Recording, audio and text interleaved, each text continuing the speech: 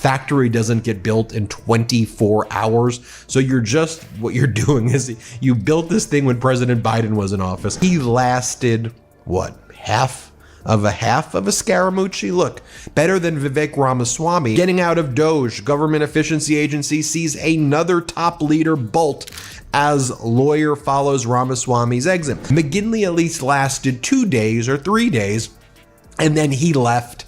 He quit.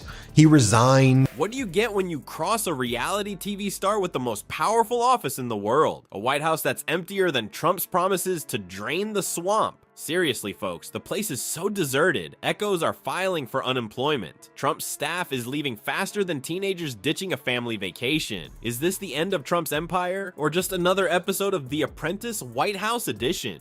Before we move on, I'd like to ask you a small favor. If you appreciate this content, please take a second to like this video and subscribe to the channel. Over 98% of you watch the videos without subscribing. It costs you nothing, but it makes a huge difference to us. So, did you click the subscribe button? Great, thank you so much. Now, back to the video. Alright folks, buckle up for the shortest White House adventure since, well, ever. Meet William McGinley, Trump's legal eagle who flew the coop faster than you can say kafif. McGinley at least lasted 2 days or 3 days, and then he left. He quit.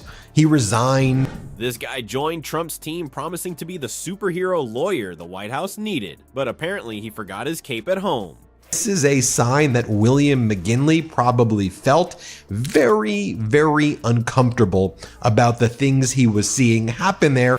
Picture this. McGinley walks into the Oval Office, all smiles and ready to save the day. But 3 days later, he's running through the halls, dodging flying Big Macs and Diet Coke cans. What happened? Did he catch a glimpse of Trump's tax returns and decide he'd rather work at a car wash? Bill McGinley, who was appointed as Doge's legal counsel by the president in December, announced his decision on Thursday. Now, I'm no expert, but lasting only 72 hours in a job is usually a sign that something's not quite right. Maybe McGinley realized he'd have an easier time defending a penguin in a desert than Trump in a courtroom.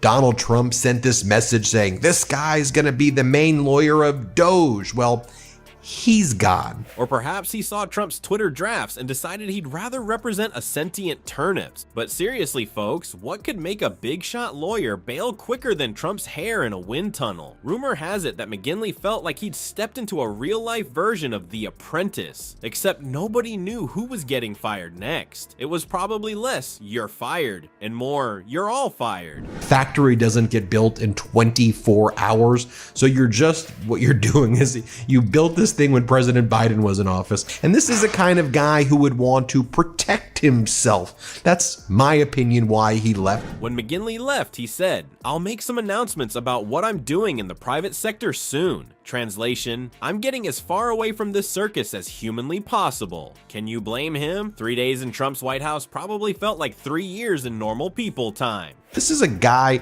who's been at big law firms his whole career. His name is, again, William McGinley. He lasted, what, half of a Scaramucci? Look, better than Vivek Ramaswamy. Now let's put this in perspective. Anthony Scaramucci, aka The Mooch, held the record for shortest White House gig at 11 days. McGinley just blew that record out of the water like Trump blows hot air. It's like the White House has become a game of musical chairs, but instead of music stopping, it's common sense. This whole fiasco is just another day in Trump's not-so-fun house. Donald Trump, I mean, it's utterly, utterly pathetic.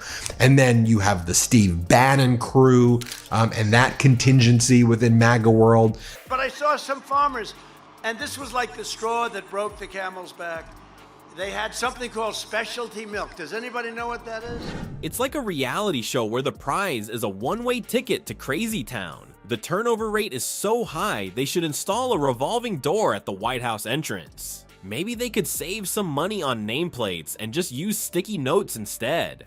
Well, folks, it looks like Trump's inner circle is shrinking faster than his chances of staying out of legal trouble. Remember when he bragged about having the best people? Now those best people are treating him like he's got political cooties. It's like a game of musical chairs, but instead of fighting for a seat, everyone's scrambling for the exit. Right, so he lasted, what, 3 days, maybe?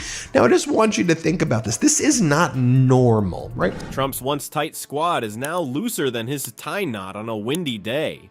His former buddies are suddenly acting like he's radioactive, avoiding him like he's a hot mic at a private fundraiser. Getting out of Doge, government efficiency agency sees another top leader bolt as lawyer follows Ramaswamy's exit. And boy, are they singing like canaries.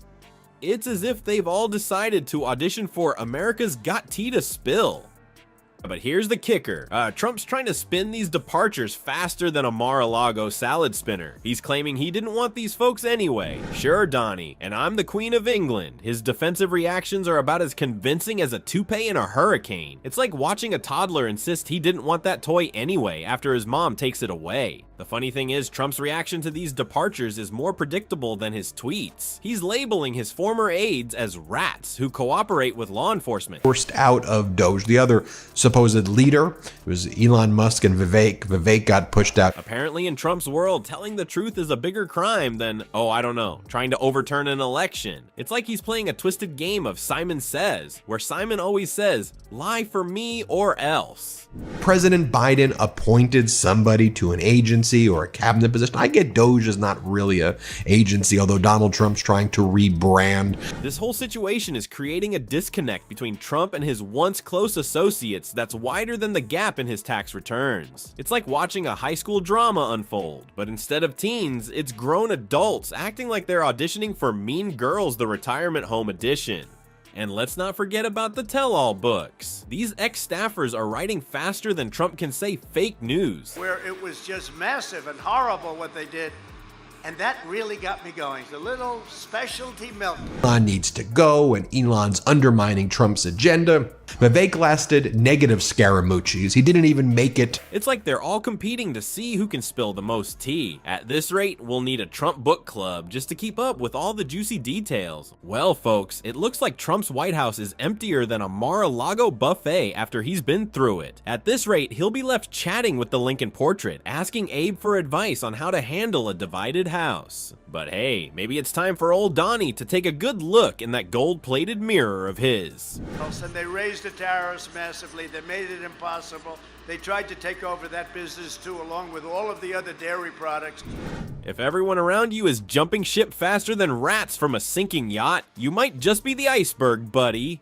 And get this, a recent poll shows only 34% of people think Trump can actually lead the country. That's lower than his approval rating for his hairdo. Seems like the public's catching on that his best people are about as real as his spray tan. As Trump's empire crumbles faster than a sandcastle in a hurricane, one thing's for sure, this reality show is far from over, folks. Stay tuned for more grumpy Trumpy tantrums and staff exits galore.